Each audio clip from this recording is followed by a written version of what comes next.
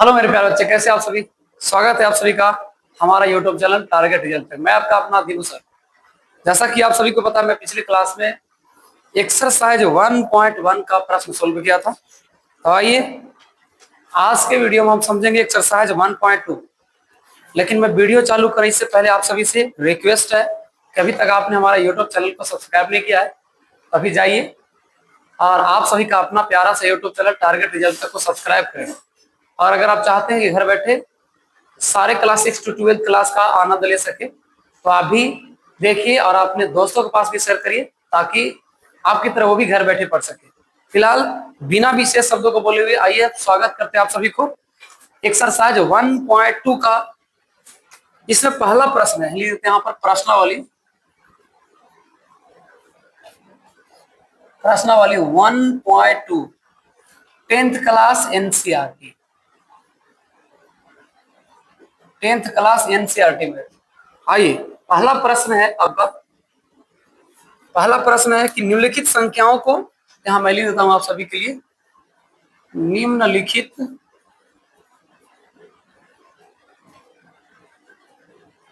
संख्याओं को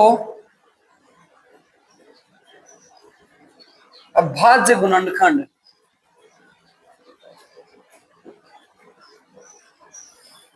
के गुणनफल, अभाज्य गुणनखंडों के गुणनफल के रूप में व्यक्त करें, के रूप में व्यक्त कीजिए। चलिए आइए समझते हैं। पहला प्रश्न है 140, प्रश्न संख्या 1 का पहला प्रश्न है 140। और इसको समझते हैं कि 140 किस प्रकार से बनती है। इसको अभाज्य गुणनखंड का गुणनफल निकालें, यानी अभाज्य गुणनखंड विधि से निकालना है। जैसा कि आप सभी को पता, इसको गुणनखंड निकालने का सिर्फ और सिर्फ एक ही माध्यम है। हम गुणनखंड को दो विधि से निकाल सकते हैं, एक भाग विधि से और एक निकाल सकते हैं अभाज्य गुणनखंड विधि से। जैसे कि हम आपको बना के दिखाते हैं। पहला प्रश्न, अगर हम इधर बताऊं, सबसे पहले इसको करिए क्या, 140 लिखिए। उसके बाद आप इसके देखिए लास्ट में इधर आप रफ हो चाहे जिधर कॉपी में निकले, 140 का गुणनखंड निकालना चालू कीजिए। जैसा कि निकालेंगे तो सबसे पहले 2 से लगेगा, 70 के मतलब लगेगा, दूसरा लगाएंगे 35 आ जाएगा। अब देखिए जैसा कि 5 बज रहा है, गुणनखंड को सभी को आता होगा, इसमें विशेष मुझे समझाने की जरूरत नहीं पड़ेगा। 5 से लगाएंगे इसको, 7 5 आ जाएगा, 7 से लगाएंगे 1 आ जाएगा। गुणनखंड का मतलब होता है कम से कम लास्ट में शेष 1 होने चाहिए, ठीक है। जैसा कि हमारा यह चुका। अब इसको गुणनखंड की अगर बात करें तो आप लिख सकते हैं 44 का अभाज्य गुणनखंड कितना हो जाएगा सर, तो बोलेंगे 2 गुने 5 इंटू 7, है ना, यानी 2 दूनी की 4, 5 को 20, 20 आती है, 4 से 140 हो गया।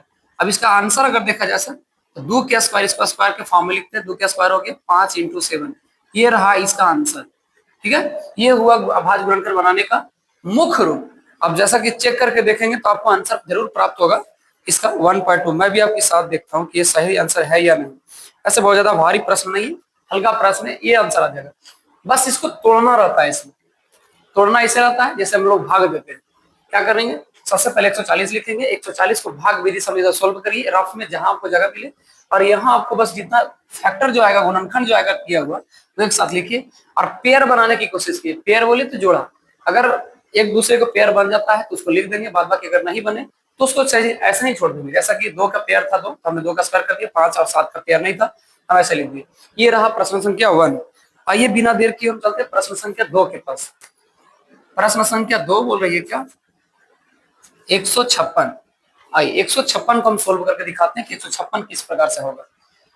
इधर भी निकालिए 156 का, 156 लगा दो, 2 मरते कितना हो जाएगा सर, 7 दूनी के 14, 8 दूनी 16, 78, 2 से लगाओ फिर आ जाएगा 3 दूनी के 6, 9 दूनी 18, 39 दूनी 78। अब देखेंगे तो 39 से नहीं कटेगा, आप 3 से लगा सकते हैं, 13 39 13, इसके सिवाय कटेगा ही नहीं। क्यों, क्योंकि आ गया उसके बाद प्राइम नंबर यानी अभाज्य संख्या आ गया। अभाज्य संख्या तभी भी होती है जो 1 से कटेगा और सिर्फ अपने आप से कटेगा। यानी सीधा कहने का मतलब ये 13 जो ऐसे विभाजित नहीं होगी। तो अब इसको करेंगे क्या सर, इसको ऐसे ही छोड़ देंगे, लिख देंगे डायरेक्ट। फिर उसी के जैसा कैसे लिखेंगे सर, 2 इंटू 2 इंटू 3 इंटू 13। अब इसको करना क्या, पेयर देखिए जिसको बनता है उसको बनाइए, नहीं बनता है सेम उतार दीजिए। जैसा कि आप देखेंगे 2 का पेयर यहाँ बन रहा है, 2 का स्क्वायर कर दो, 3 का नहीं बन रहा है, 3 लिख दिए, 3 और 13 लिख दीजिए। ये प्रश्न हो गया, बहुत आसान है प्रश्न, इसमें ज्यादा विशेष बताने की जरूरत नहीं है। बस करना क्या है, आप जाइए इसको रफ में गुणनखंड निकालिए, और उसी गुणनखंड का ये जो गुणनखंड है ये भी गुणनखंड है, लेकिन ये हो गया भाग विधि, और हमको यहाँ बनाना है अभाज्य गुणनखंड का माध्यम निकालिए। देखिए इसके लास्ट में भी अभाज्य आ रहा है 7 संख्या, इसके लास्ट में भी आ रहा है 13। आपको ये दिखाना है ऐसा गुणनखंड तोड़िए कि लास्ट में इसका अभाज्य संख्या आ जाए। अब जब देखेंगे बढ़िया से, इसके लास्ट में भी 7 आ रहा है अभाज्य संख्या, और इसके लास्ट में भी आ रहा है 7 अभाज्य संख्या। ये बहुत आसान तरीका है जिसके माध्यम से आप बना सकते हैं। अगर आप सभी को वीडियो समझ में आ रहा है तो लाइक करें, और कमेंट करना ना भूले, बताएं कमेंट करके कि आप हम जो बता रहे हैं आपको बिल्कुल समझ में आ रहा है या नहीं। फिलहाल विशेष रूप से मिलते हैं प्रश्न संख्या तीसरा।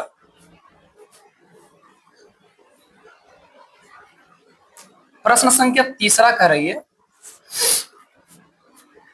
38-25। चलिए थोड़ा सा बड़ा है, डरने की जरूरत नहीं है, आप इसको रफ में क्या करिए, गुणनखंड निकाल लीजिए भाग विधि से, क्योंकि इसे आसान तरीके से टूट जा सकता है। सबसे पहले आप 2 से लगाएंगे तो 2 से नहीं कटेगा, क्यों? क्योंकि आप सभी को रूल पता होना चाहिए, जिस भी शब्द के लास्ट में अगर 5 आ जाए तो 2 से नहीं विभाजित होगी। अब क्या करेंगे सर, डायरेक्ट हम 5 से लगाएंगे, 3 से भी नहीं कटेगा। ट्राई करते हैं 3 से अगर कट गया, देखते हैं 3 से 1 कट गया, 3 दूनी 6 कट गया, 4 के बाद नहीं कटेगा, 3 से 5 से लगाते हैं, 7 बचे 35, इधर बचा 3, 3 बचेगा इधर आ जाएगा, 6 बचे 30, 2 बचेगा 5 बचे 25, यानी 765 से 5 से विभाजित हो जाएगा। उसके बाद लगाएंगे फिर 5 से, क्योंकि 5 लास्ट में फिर बच रहा है, 5 से लगाएंगे सर 5 कट जाएगा, 1 से मरतबे लगाएंगे 5 कट जाएगा, 2 बच गए 26, 5 बचे 25, 25 आ जाएगा, फिर 5 3 के 15, 3 से कट जाएगा। अब जैसे देखिए लास्ट में 3 बच रहा है, अगर आप 5 से भी लगाना की कोशिश करेंगे तो 5 से नहीं कटेगा, है ना। तो मुझे ऐसा लगता है 3 से शायद कट सकता है, जी बिल्कुल कटेगा। 3 बचे 15, 3 कहा 51 किया हो जाएगा 153, ठीक है। चलो बहुत बढ़िया। अब फिर लगाएंगे 3 से तो शायद कट सकता है, 13 चक्को 52, नहीं कटेगा, नहीं कटेगा, 3 से भी नहीं कटेगा, 4 से भी नहीं कटेगा, 3 से भी नहीं कटेगा, 4 से भी नहीं कटेगा, है ना, बिल्कुल नहीं, 4 से नहीं कटेगा, 5 से भी नहीं कटेगा, ये छोड़ देगा। क्यों? क्योंकि ये प्राइम नंबर आ गया या भाई संख्या आ गया, इसको छोड़ देंगे। अब इसका सीधा लिख दीजिए कितना कितना से विभाजित हुआ, तो 5 इंटू 5 इंटू 3 इंटू 51। देखिए इसके लास्ट में भी आ गया एक अभाज्य संख्या आ गया। बस यही दिखाना था आपको कि निम्नलिखित मतलब नीचे लिखल गया है, इसको इंग्लिश में फ्लोइंग बोल सकते हैं। संख्याओं को अभाज्य गुणनखंडों के गुणनफल के रूप में व्यक्त कीजिए। तो आप देखिएगा अगर अभाज्य गुणनखंड, अभाज्य आ रहा है कि नहीं आ रहा है, इसके गुणनफल के मतलब इसका फैक्टर, गुणनफल को इंग्लिश में फैक्टर बोलते हैं, ठीक है। आप देखेंगे तो कितना हो जाएगा, 5 का स्क्वायर इंटू 3 इंटू 51, ये इसका रहा आंसर। आप सभी को बिल्कुल समझ में आएगा। चलिए बिना देर किए हम चलते हैं एक और प्रश्न, प्रश्न संख्या 4। प्रश्न संख्या 4, प्रश्न संख्या 4 कह रही है, प्रश्न संख्या 4 कह रही है 5005, 5005 इसको निकालते हैं, ठीक है। 5005 लगाएंगे सबसे पहले कितना से, 1 से तो 2 से तो कटने वाले नहीं है, लगाएंगे तो 5 से लगेगा, 1 आ जाएगा, 00 आ जाएगा, 1 आ जाएगा। अब इसको देखना चाहेंगे, अगर अगर आप देखना चाहेंगे तो किसी से नहीं विभाजित होगा। क्यों? क्योंकि देखिए लास्ट में इसका 1 आ गया, और जब किसी संख्या के लास्ट में 1 आ जाए तो इम्पॉसिबल है कि वो कट सकता है किसी से, यानी ए भाई संख्या होगा। वाह, तो हम इसको कह सकते हैं 5 इंटू 101, यही इसका हो गया अभाज्य गुणनखंड। बस इतना से ज्यादा नहीं होगा इसका आंसर, मुझे इसको देखना पड़ेगा, शायद ऐसे है, सही होगा। चलो कहाँ गया प्रश्न संख्या, ठीक है।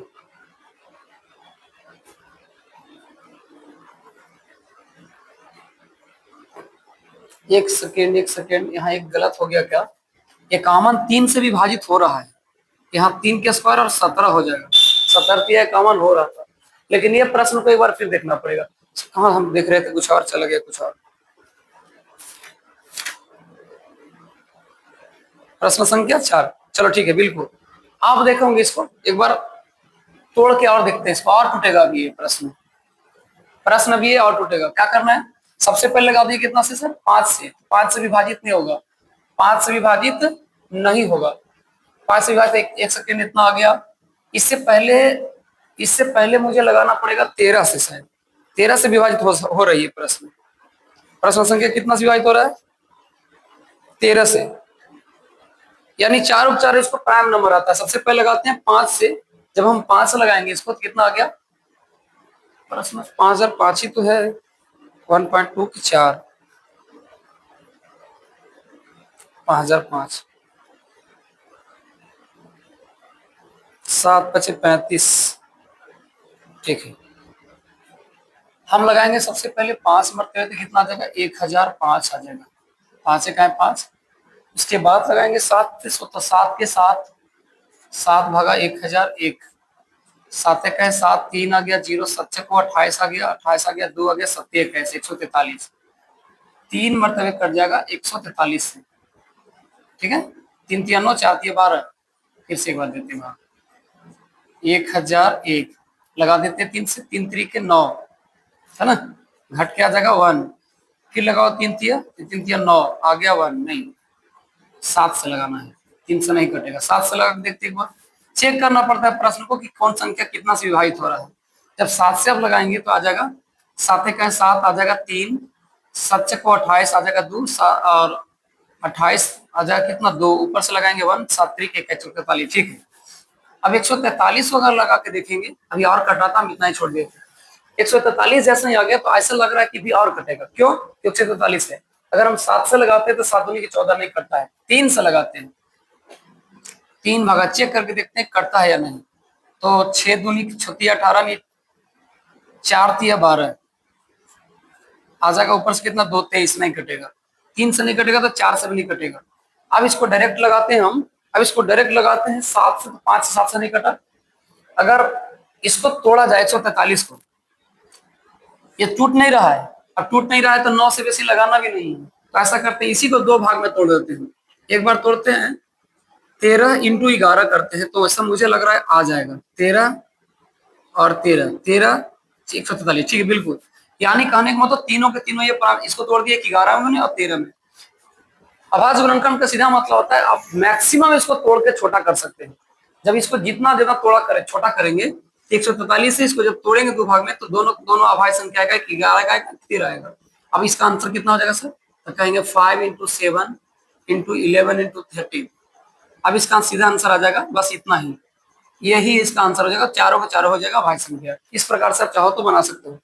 प्रश्न संख्या 4 के बाद आते हैं प्रश्न संख्या 5। प्रश्न संख्या 5 क्या करिए, इसको देख लेते हैं। प्रश्न संख्या 5 है 74 29 7429, इसको भी निकालना है। आइए एक बार देखते हैं, लगाओ। सबसे पहले कितना से लगाएंगे सर? तो जब देखेंगे 2 से तो नहीं कटेगा ये, क्योंकि यहाँ 9 है। 3 से लगाएंगे तो देखते हैं कितना आता है। 3 से भी नहीं कटना चाहिए, 3 दूनी के 6 आ जाएगा। 3 भागा लगाएंगे अगर 74 29 तो नहीं कटेगा।